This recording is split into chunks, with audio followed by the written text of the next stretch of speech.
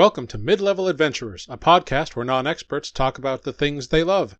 I'm Jarrod, and with me for this first series is my co-host, Matt Morris. Hello everyone, it's Matt Morris. The game of Dungeons & Dragons is a tabletop role-playing game. Players build their characters and set off on adventures, leveling up as they gain experience or hit milestones. Up until now, we have talked about how to build a character and stayed really focused on the role-playing aspect of the game. This week we are going to delve into the other side of D&D, combat. How do you hit a monster? What happens then? What is a crit? What is flanking? And how can you make the most of your character and create useful battle tactics? Come with us this week as we charge headlong into battle. So Matt, how do you hit a monster in combat? What factors play into it? The short mechanical answer is with dice. I guess I'll just go right into talking mechanically. Yeah, so let's say I want to hit a creature. What's the first thing I do? A basic attack roll is just the old tried and true D20. A 20-sided die. 20-sided die, yeah. You roll a D20. These days you can do that virtually. That's your base attack. And then you have to compare that number that you get to the opponent's AC or armor class. If your number's higher, you made a hit. If you meet the number of their armor class, you hit too. But Jarrod, there's more to it than the D20 is in there. What other things would you add if you're going to hit someone in combat? So the first thing to think about is what are you hitting them with? Let's focus right now on martial. So we're talking weapons. Bows, staves, swords, etc. First thing you look at, what is your proficiency bonus if you are proficient with that weapon? If you are a fighter, you're proficient with pretty much anything under the sun. But if you are a rogue, you're not really proficient in a longsword. This is where things start coming in based on your class. So, are you proficient with the weapon? If yes, you get to add your proficiency bonus, which is determined by your character level. Then, depending on the type of weapon, whether it is a strength-based weapon or a dexterity-based weapon, you get to add that modifier to the attack. For example, if you are a level 1 fighter, you have a +2 proficiency bonus with a longsword, so you would roll the d20, you would add your +2 proficiency bonus, and then you would add whatever your strength modifier is. Let's say you have a 17 strength, you have a +3 modifier. So you would roll the d20, add 2 from your proficiency bonus, add 3 from your strength modifier, therefore you have a +5 to hit. And all this information is located on your character sheet. That sounds like pretty good odds to hit, I guess, depending on what you roll on the d20. Yeah. Now, if you are using a ranged weapon, such as a bow or a crossbow, then you could use your dexterity modifier in lieu of your strength modifier. Correct. And this is, of course, we're just talking about martial weapons. So things are a little different if you are trying to hit someone with a spell. Is that right?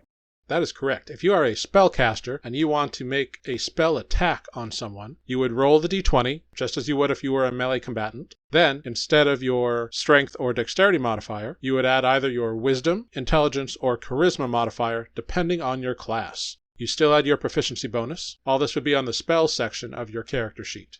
Correct. If you are trying to hit someone with a spell, though, rolling against their armor class is not the only way that spells work, is it? That's correct. There are spells that require a saving throw. Yeah. And saving throws require a difficulty class for the intended targets to meet. How is that determined? Well, it is 8 plus your proficiency bonus plus your spell casting ability modifier.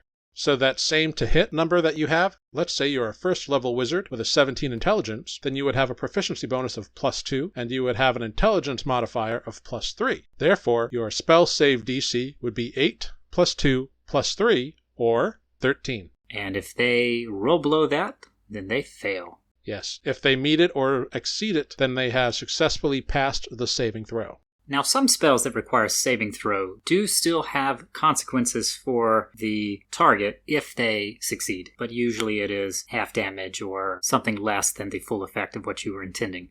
Correct. If they succeed on a saving throw for a spell, they may only take half damage, or they may not be knocked prone depending on what the spell does. Correct. A lot of these spells are not strictly attack necessarily. They might be going for an effect of some kind. Yeah, that's where magic becomes really interesting because it's not just about dealing damage, it's about affecting the terrain, status conditions on monsters and enemies. Spells become really interesting, which comes to my first recommendation for any player who's playing a spellcaster: read your spells. Yes. Just read them. Yeah. I know it sucks to have homework. I get it. We've all been there. But read your spells. It will pay off for you in the long run. I promise you. I guarantee it. If you know your spells better than the Dungeon Master does, you can totally pwn every combat. That's true. I am guilty quite often of being the opposite, of being like, I think I know how the spell works, and then it's blurting out halfway through the spell I want to cast, and Jarrod is like, I want to go back and check that. I don't know if it'll work on this target. Yep, sometimes you have to really pay attention to what a spell targets. Sometimes it will only target a creature, but sometimes you can just claim a target in general, which means it could be a door, it could be a window, it could be a box, or it could be a monster. Some things can only target creatures, and you can't fire that spell at a door, for example. Right. Things are maybe a little less complicated for martial classes. You can pretty much hit whatever you can target, usually. So let's say you roll this die, and you roll the be-all, end-all of results. You roll a natural 20. Ta-da! That is a critical hit. But why is it so good? Ooh, it's so good because you get to roll an extra dice for the attack's damage against the target, which I guess we should probably explain how to roll attack damage to begin with. Yes. Every weapon and every spell has damage die associated with it. For example, a longsword, if you are wielding it one-handed, you roll 1d8, and that is the damage die for that weapon. If you are wielding it two-handed, then it's 1d10. It is a versatile weapon. Not all weapons follow that rule, but let's stick with a longsword, one-handed, you roll the d8. After you roll the d8, you get to add your strength modifier again. So if you're that level 1 fighter, you would roll the d8, and then plus 3, and that is how much damage you deal when you hit.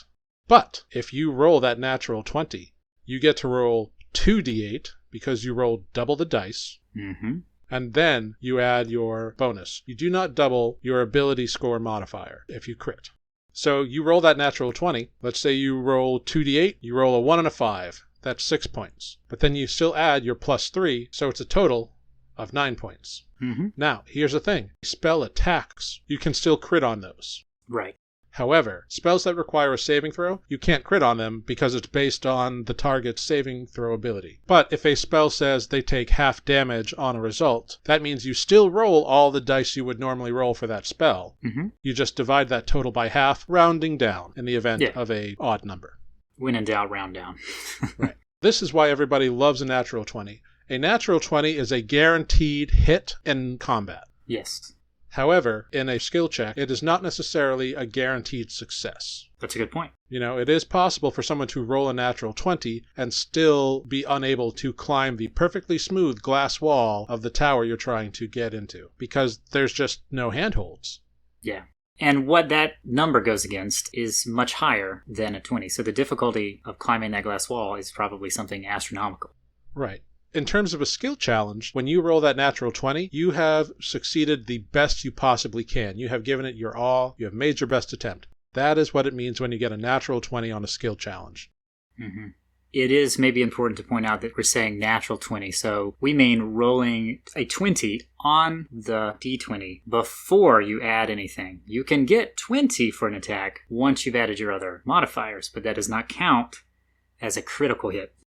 That is absolutely correct, and in some circles we call that a dirty 20. A dirty 20, yes. It's still good. Probably chances are you hit that thing. It will hit most things. It's not guaranteed to hit everything. There are some people who wear lots of armor or have spells or are just crazy tough monsters. Yeah. But it's a pretty good hit nonetheless. Now, let's talk about the opposite of that. Yeah. If you roll a critical failure, if you roll that d20 and you get a 1, you miss. It's a guaranteed miss. It's a guaranteed fail. Yes. No matter what you add to it. And rules as written, there are no penalties in 5th edition for rolling a natural 1. Correct. However, myself and other DMs do like to use what are called crit fail tables or crit fail results. Some of these tables I think are totally ridiculous and bonkers. I have seen tables that have the results of, oh, you rolled a natural 1, roll a d8, oh, you cut off your own arm. That is utterly ridiculous to me. Right. And if you're using that table, I think you should seriously reconsider it. I'm not going to tell you how to run your game. That's not my job. But it's a game. It's supposed to be fun. Yeah. I do implement critical failures in my game having consequences. Generally, it is not a dire result. I have never, for example, had somebody chop off their own limb. Right. The most common thing I use is you accidentally overextend and you tweak a muscle and you take a little bit of damage or something like that. And that damage is scaled based on level. For levels 1 through 8, it's a d4. For levels 9 through 16, it's a d6. And for 17 through 20, it would be a d8. In the scale of those levels, that is not that much. Right. It's usually much, much less than the opponent is going to do to you.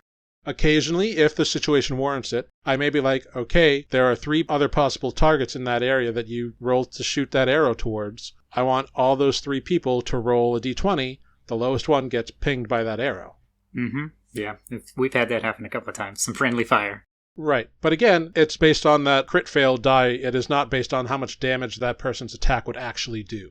Right. Because that person was obviously not the intended target, so the winds moved the arrow or whatever, and so it's not getting the full force of the attack. The sun was in their eyes or, whatever. Yeah, a bird crapped in their eye or something. Right. Which kind of brings me to an interesting segue, right? If you want to make the critical hits or critical misses kind of interesting, Jarrod, and I've seen other DMs do this, usually add a little imaginative narrative to what happened in that, right? You can simply just say, oh, you rolled a natural 20. Great, you hit the target. Moving on.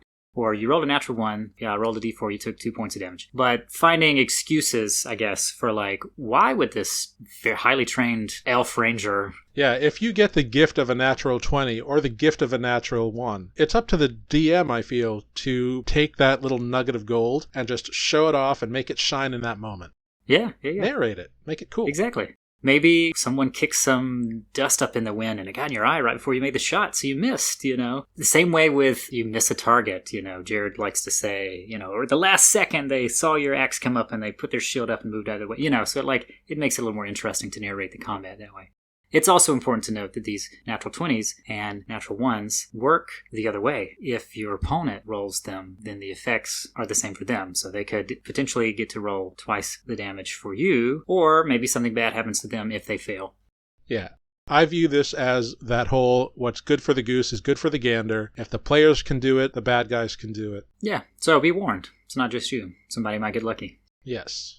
Now, all this talk of critical hits and critical failures, again, rules as written, critical fails are not a big deal in combat. But, like I said, myself and other DMs do like to institute a failure table. If you are a DM and you plan on doing that, you should let your players know in your session 0. Mm-hmm. Just be like, hey, these are things I like to use in my game. If anybody's got issues, let's talk about it. Yeah. Now, continuing on in combat, what are some good general tactics for battle? Is it always a good idea to stealth? Or maybe there's situations where that doesn't work?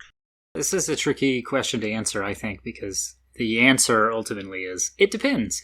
Not to overgeneralize, but I would say good tactics depend on the party and what classes you have in the party, perhaps. So knowing how to cater to the strength of your party. If you have a party full of rogues, then maybe the answer is sneak everywhere. If you've got one and the rest are people wearing heavy armor, for instance, maybe not. Maybe the tactic there is send someone to scout and report back or whatever.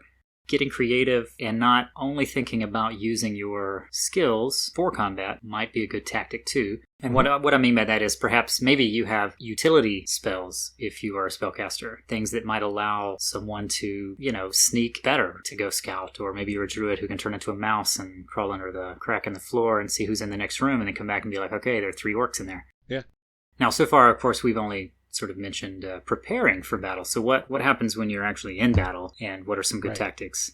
Well, that could go lots of different ways, too. I would say, generally speaking, thinking about what your party's made of, maybe a well-rounded party has someone who is a more frontline fighter who might have more armor or more health, perhaps a ranged attacker, and somebody with spells, may or may not have healing. So just think about how you want to put those people on the battlefield. Good rule of thumb is send the people with the highest armor class and the most health, and they could also do the most damage, potentially, out to the forefront to take the brunt of whatever may be incoming. Mm-hmm. And protect your softer, perhaps ranged attackers. Yeah, there is an old trope, put the fighters in the front, put the wizard in the back, put the cleric in the middle, and everybody else would be fine. Maybe your rogue sneaks out to get flanking, from behind or whatever. I'm glad you mentioned flanking. Flanking is not an official rule in 5th edition. Yes, but it's one that I like, and I think a lot of people use. Yes, a lot of games do use it as a homebrew rule. And so what is flanking? Flanking is when you and an ally are both within 5 feet of an enemy on opposite sides. And what that means, when we say opposite sides, it means you can draw a line from a corner of your square on the battle grid, if you're using a battle grid, through the center of that enemy square and hit a corner of your ally's square. Mm-hmm. So if you are fighting a medium-sized creature, same size as a humanoid, then it's just one directly across on the other side because it's one square.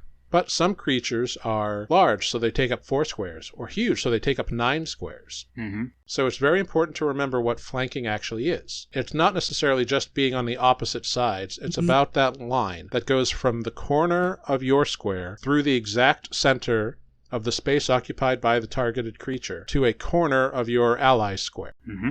And that's very difficult to explain when you are just a podcast and it's just auditory and there is no visual. But if you look at a piece of graph paper, you can figure it out. It's not that hard. And the DM will let you know. The DM should know all this. Yeah. Flanking is not an official 5e rule, but there are other ways of getting advantage. Correct. If you blind a target, if you can paralyze a target, if you can incapacitate a target. 5e, by default, the characters that you are playing are very powerful in the world compared to everything else. Even a level 1 character has more hit points than a common person does in D&D. Commoner has 4 hit points. Even a wizard is guaranteed at least 6 hit points. Mm-hmm. What I do is I allow flanking in my game because I think it's fun. And again, if the players can do it, the monsters can do it. Correct. But to kind of counterbalance it a little bit, I use Matt Mercer's Resurrection Ritual rules, which makes returning from character death a little bit more of a skill challenge. Mm-hmm. That is kind of how I choose to balance that in my game. So yeah, my players can probably get advantage more often and hit more often in combat. But if they do die, it takes a little bit more work for them to come back. Mm-hmm. And there's a risk that character may not come back at all. Because rules is written, no flanking. Rules is written, resurrection spells just work. It's all about balancing what works for your table. There are also classes that have some other ways to get advantage, right? Yes. I'm talking like both characters and enemies. But let's take a rogue, for instance. They can get a sneak attack. So that's a tactic that you can consider when you're playing a rogue or you have a rogue in the party. Mm-hmm. There are some classes that gain access to pack tactics. Pack tactics, I guess, would be the name probably for the enemies more often, like a kobold. But basically, they get advantage on attacks when standing near other friendly characters. You've got character classes that have abilities, usually spellcasters, that go beyond just merely damaging the opponent, right? Kind of controlling spells. Things like a druid has Entangle that covers the ground in a difficult terrain and may even ensnare the opponent and in the very least makes it hard for them to move. Things like that can give you and your allies the upper hand, perhaps. But the tactics will change likely depending on your location, too. If you're in a dungeon versus in a forest. Yeah, combat definitely can change in an instant. So you may have to adjust your plan. Boom. Because it's not just about terrain. It's about what the other characters will do during their turn that may totally change. They may move to a spot that changes where you were going to throw a fireball. Yeah. They may drop the enemy that you were planning on trying to command, but now you have to focus on something else. I think maybe a short answer is that tactics can be tricky. There's probably a learning curve when you consider you and working with your party. If you're working with people that you've played with before, maybe it's a little less of a challenge. But every time you start a game, you might be playing a new class, a new character, or whatever. So the more you fight alongside of your allies, the more you can probably come up with some good battle plans. I would say, ideally, a DM is also going to design encounters that are challenging but achievable. So even if you make a mistake, even if you don't have the best tactics, hopefully you can still come out on top. That's not to say that they'll phone it in for you. There should still be the risk of defeat if you really screw up. But the best you can hope for is maybe to be eased into combat encounters that get progressively more difficult as you are getting stronger and also learning how to fight alongside your fellow party members. Yeah, I would agree. And also, it's not just about learning how to fight with your party members. It's learning your own abilities. Oh, that's very true. Very, very true. It is up to you to utilize your resources and manage them. Yeah. That is part of how a DM calculates a combat. What resources do you have available? Do you have a lot of health potions or buff spells? Do you have a fighter that has a lot of battle maneuvers or 3 attacks per round? All these things add up, and knowing how your character works is going to be the best advantage you can give yourself. That's very true. I can't tell you how many times me or anyone, really, it's easy to do, I think, to just forget that you have certain abilities sometimes. Oh, yeah, I do it too. Yeah, you get to the end of the battle and you're like, holy crap, I had this spell prepared that I could have used and that would have blinded the opponent. Why didn't I do that? Or in the event of a big fight that we had in Newly the other day, we got to the end. We succeeded, spoiler alert. But at the end, Jarrod was like, this is not how I thought you would take it at all. If you had just done this and this, the fight actually might have been pretty easy. We're like, oh yeah, we should have thought of that, So it happens all the time. To err is human, I suppose. And the DM sometimes will make mistakes too. Don't crucify them for it. They have a lot on their plate. Mm-hmm. You think it's hard running one character? Try running everything else. Exactly. I've seen that happen before where, DM makes a mistake and the player's like, this the Buddha. I'm like, all right, good. Just calm down. It's fine. Yeah. We'll get it sorted. Running a combat with multiple spellcasters as a DM is very difficult because you have to track all the spell slots. You have to do all this other stuff. It just becomes like, oh my God, now who casts what and who has what available? And it's hard enough just playing the spellcaster. I'm the furthest along for a spellcasting character than I've ever been. It's only going to get more complicated, I think. Yeah.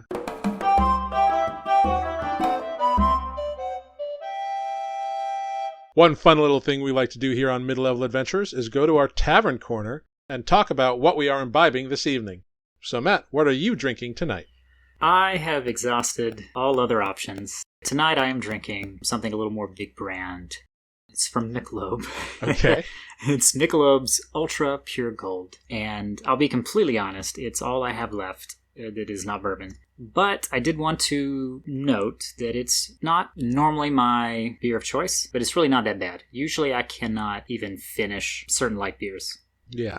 But you know what? This one tastes better than average. So I will give them credit where credit's due. And there's nothing wrong with that. Sometimes it's good to have a nice light lager that you can down several of if you need to, or just need something light and refreshing after some work before you move on to something maybe stronger.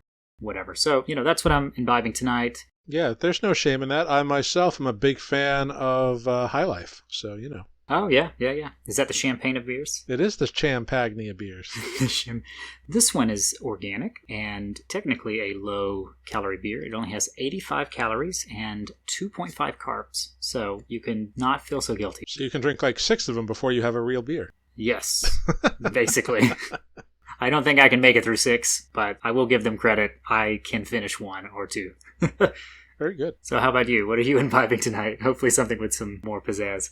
Yeah, tonight I am drinking Exhibit A Brewing Company's Goody Two Shoes. Oh. Which is a Kolsch-style ale. Ah, I like a Kolsch. I got this from the same store where I got last episode's beverage. This is brewed and canned by Exhibit A Brewing Company in Framingham, Massachusetts. Not that far from where I grew up, actually. Oh, very cool. Yeah, it's great. I like a good Kolsch, and I've been doing a lot of Pilsners right now, but man, this Kolsch, it's such a nice shift. Mm-hmm. Yeah, I could really drink this all day. This is great. Underrated style that is making a bit of a comeback, I think. It is smooth. There's no bitterness involved. It's just clean, palate cleansing, refreshing goodness. And it's got great little art. It's got 2 little boots on the can, which is pretty cool. That's nice. The 2 shoes. Yeah. I like that. Yeah, it's pretty great. So I highly recommend the Exhibit A Brewing Company's Goody Two Shoes Kolsch style ale. I'll check it out. And that's what we're imbibing tonight.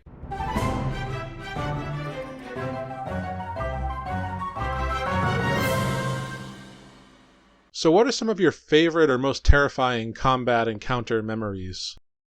One of my favorites actually might be the re-skinned roper, as it was, that Jarrod put in newly. Something that appeared to be a cactus in the desert and turned out to be very much not a cactus. That was kind of a fun combat encounter in hindsight. Maybe in the moment it was pretty stressful because this thing was reaching out with tentacles and grabbing our party members from like 40 feet away and dragging them up. And at the end of it, Spoot was the only one that just happened to be standing far enough away that he didn't get grabbed. Anyway, it was a pretty fun encounter looking back, and it was a long one, but perhaps a well-designed encounter that wasn't even really supposed to happen, apparently, was it, Jarrod? It was not supposed to happen. I was in the middle of describing the terrain around you, and I had purposefully made these cactus creatures blue because they had evolved to look this way. But before I could say, some of these cactuses are blue, some of them are green, one of the characters decided, I want to go up to that blue cactus and poke it. And I was like, okay. Well, you get within 30 feet of it, and whoosh, it lashes out at you, and here we go. Roll initiative. Mm-hmm. Yep, and it was a long battle. There was another campaign I was in where we got trapped in the sewers after falling into the water and being swept away and, barely grabbing hold of something in the nick of time. And then we discovered that we were in this giant spider's lair and had a swarm of little spiders come after us. That was pretty terrifying, but also pretty fun. Although I think most terrifying, the blue dragon probably tops the cake. Sorry if that's a spoiler for Newly, but something like that was definitely top of the list. Dragons are always terrifying, man. Yeah. Because there is a dragon for every level, for every kind of environment. Dragons are plentiful in the monster manual. And they should be, right? It is in the name, after all. It is in the name. I'm glad we fought one, but man, I won't volunteer to do it anytime soon. But anyway, how about you? I'm sure you've got a few, maybe not so much as a player, but perhaps some that you've designed for your players. Yeah, I definitely love running a combat that challenges my players, and quite honestly, I feel really impressed and proud when they overcome them and when they defeat all the monsters. Some DMs are like, oh, I want to really take out at least one person this combat. I'm like, why? Yeah. I want the combats to be challenging. I want them to use their abilities. They are powerful casters. They are powerful warriors. Let them show it off. Yeah. Let your players try to use their cool features. That's what they're for. So that's kind of how I approach combat building. But I think one of my favorites have been these complex encounters where there's a combination of tactics on both sides of the battle, as well as terrain becoming involved. Oh, yeah. For example, I had these PCs go into a cave that was full of gnolls, and the gnolls were using natural and artificial high points that they had carved out in the cave as sort of watchtower type terrain. So, players eventually managed to get up there at the gnolls that were shooting them with arrows, but once they got up there, they were able to punch them, stab them, and even kick a few off the edge, and when they fell off that 20-foot drop, they had just enough hit points left to die on impact. That's a good use of tactics right there. Yeah. I think one of my favorite combats, well, just last night we defeated Manchun in Waterdeep Dragon Heist, and that was a trying time. It was really two separate combats. I won't ruin it for anyone who is in the middle of the module. Oh. Our first of 3 sessions of combat was this first battle. The next time we met, we kind of got like a 5-minute breather to explore a couple of rooms, and then back into initiative we went, and we were in initiative until the end of the night last night. We should not have been able to win. We won by luck and by some strategic thinking and choices that we made, but a lot of it was luck and timing and good rolls, and thank God for divination wizards who have a natural 20 for their portent. Oh, wow. Because when a paladin smites with a natural 20, there's a lot of dice. That is a lot of dice, especially with smite. Yeah. That is important to note, too, right? Sometimes tactics go out the window when something changes. But this goes back to what we were saying earlier about knowing what your characters can do, knowing your abilities and knowing your features. Yeah. If the player playing the wizard had forgotten what their portents were, then there was no guarantee that A, that paladin would have hit Manchun when he did, or B, that it would have been a critical, because there's only a 5% chance that you're going to get a critical hit on a 20-sided die. That is true. And the dice make a big difference. Sometimes you might be doing everything right and trying your best, and you're just not rolling very well, and the enemy might be. And sometimes the opposite happens. Yeah. However, the Manchun battle, definitely we used tactics and strategy. A lot of luck played into it, but we did it. We did it. We're still on this high. Oh, that's pretty awesome. Yeah, Manchun's a tough cookie. Oh, yeah. So what is your favorite combat tactic or your favorite weapon or spell? Oh, that's a good question.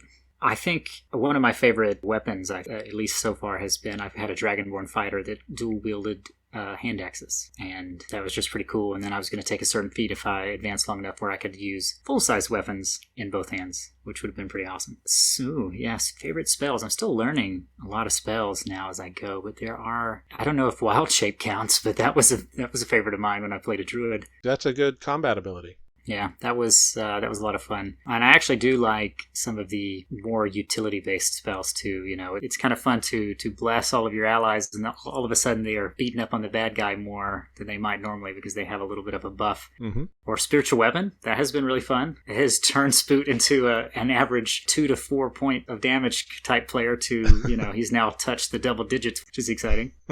And combat tactics, I guess, going back to the fighter, I like the Battle Master because they can sort of become a tactician on the combat field and help navigate other players, too, to make attacks. And maybe you can take advantage of that rogue's sneak attack early on your round, for instance. Yeah. Those are just a few. How about you? Well, my favorite combat tactic is don't die. I think that's really important. That is a good tactic, yeah. But in reality, I don't think there is a universal tactic that is the be-all, end-all. But my favorite tactic, I think, is to attempt to exploit enemy weaknesses. Mm-hmm. Target their spellcasters with arrows and stuff like that. Spellcasters can usually save from other casters' spells, but they tend to have lower AC. Yes. So go for the support that they have or they will whittle you down. And that doesn't mean only go for the spellcasters and then go after the big bad. There might be little minions, like maybe just little goblins running around that really aren't doing that much damage, but if you ignore them, it builds up, and they can become a big problem. Yeah. But my favorite weapon of all time, greatsword. I mean, it's just awesome. It is an awesome weapon. It is a big, giant, massive sword. It says it in the name, it's a great sword. It's a great sword, yeah. 2d6 slashing damage. What's not to love about it? Yeah. It's not just a good sword. It's a great sword. It's a great sword. My favorite spell, at low levels, well, at any level, really, it's hard to beat Fireball for damage. Yeah. But I love the combat utility of something like Animate Objects. Yeah. Because that's a spell where you can animate some inanimate object that's around you, and it gains armor class, hit points, and all the stuff, and you can just have it do stuff. But at high levels, Power Word Kill is very nasty. Yeah. Finger of Death, very nasty. The trick is having your casters and physical combatants figure out what synergy works for their various abilities in a combat. If you've got a caster who has Power Word Kill, it's up to the melee combatants maybe to get the big bad down low enough so you think you can cast that spell and have it work. Also, it's a good idea if an enemy spellcaster is trying to cast a spell, maybe you see if the DM will let you make an Arcana check to figure out if you should counterspell it. Yeah. Or maybe you can make a medicine check on an enemy to see if you can figure out, is it low enough where my Power Word Kill will land? Because if you hit an enemy, if it has under 100 hit points, or maybe it's 100 or fewer, I forget the wording right now, but if you hit the character when they have 101 hit points with that spell, that's a wasted 9th level spell slot. And that hurts. That hurts. It's also important to note that you can take, quote, regular second level spells and beef them up, right? I am quite fond of Guiding Bolt, and it's Inflict Wound, I think. I like Inflict Wound a lot, actually, especially for like the flavor of it, because it's just necrotic melee damage that you add on top of whatever else you're hitting them with. And you can beef those up, you know. Yeah, there are certain spells that you can cast at higher levels, yeah. Yeah, and that may be a good tactic, for instance. You know, I tried that actually in our last boss fight where I had one more high-level spell slot, and I was going to cast Guide Bolt for all the marbles to get that max damage out there and try to take this thing down, and I missed. But that's just what happens, yeah. It's the, luck of the dice. Yeah. So in conclusion, combat tactics are wide and varied, and depending on the rules you and your DM are using, some tactics may work better than others. But that alone cannot dictate your battle plans or your tactics. You need to look at your party makeup. What skills do you have? What spells, what abilities can you make work in tandem for you and your group? Maybe having the paladin attempt a stealth attack in plate mail isn't the best idea, but the rogue and the ranger may be able to sneak in and cause chaos in an enemy camp and create a distraction to allow the paladin to access the camp a little bit easier. Every character and every party is different. Every table is different. So experiment, see what works for you, and just don't die. Rule number 1. Rule number 1 of any combat encounter, don't die. Yeah, that's important, unless you are tired of your character, I guess. But if you don't die, even if you don't have the best tactics or something went wrong, adapt, stay alive, regroup, and hopefully learn from that encounter and do it better next time. Absolutely. We should note that we will be taking a few-week break over the holiday season, so stay tuned and stay glued to our social medias for the next episode. However, we would like to thank everyone for joining this week's episode. Please come back next episode where we will be discussing building combat encounters. Matt will be taking the reins and asking me questions on how I build combat encounters. Looking forward to it. Remember to check out our friend and the composer of all the music used on Mid-Level Adventurers, John D. Ivy, on SoundCloud.com. Join us on Facebook at Mid-Level Adventurers, and please follow us on Twitter and Instagram at MidLVLAdventure. And please check out our website on Wix at midleveladventurer.wixsite.com, and feel free to email us at midleveladventurers@gmail.com. And watch Jarrod and I on Newly Forged, Wednesdays at 7 p.m. Eastern at twitch.tv/newlyforged, NUULIFORGED. And as always, I'm Jarrod Jehoda. And I'm Matt Morris. Until then, mind the traps and keep adventuring.